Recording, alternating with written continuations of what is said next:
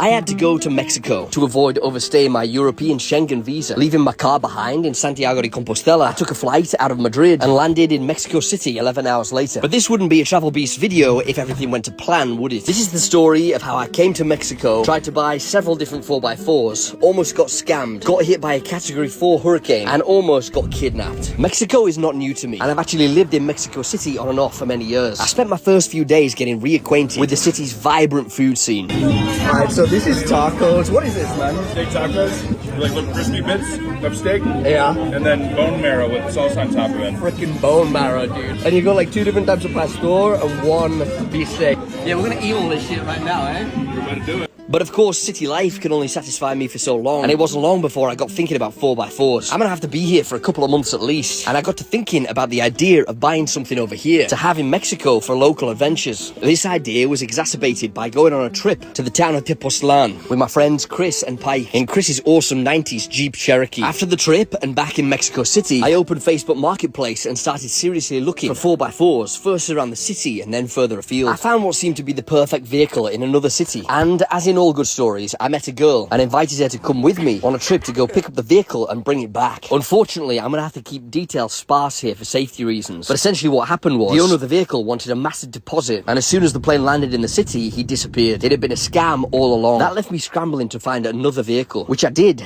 and arranged to meet the guy in the city centre. What followed was one of the scariest moments in my travelling career, and again, without giving too much away, this guy's intentions were not good. I narrowly evaded a car full of masked bandits who'd come, I assumed, to either rob me or kidnap me. Apparently, criminals use Facebook Marketplace as like a honey trap in certain parts of Mexico, and that's exactly what I'd fallen for. To cut a long story short, we ended up leaving the city under fake names on the last bus out of town. We took refuge in a beach town where I tried to buy another vehicle, which also turned out to be a scam. I think anyone normal would have given up at this point, but not me. I flew to the city of Oaxaca to go try to buy another vehicle. This would be the 4th. And as soon as I arrived, same old story. It was another scam. My friend Chris had flown in from the city to meet me for some backup and a bit of muscle, and also for the road trip back to Mexico City. That obviously was now not going to happen. So we decided to head towards the Oaxacan coast by Colectivo bus to go try to buy, you guessed it, another 4x4. To get to the coast, we'd have to pass through a high mountain range and one of the weirdest little towns I've ever been to. And that is where things started to get really weird.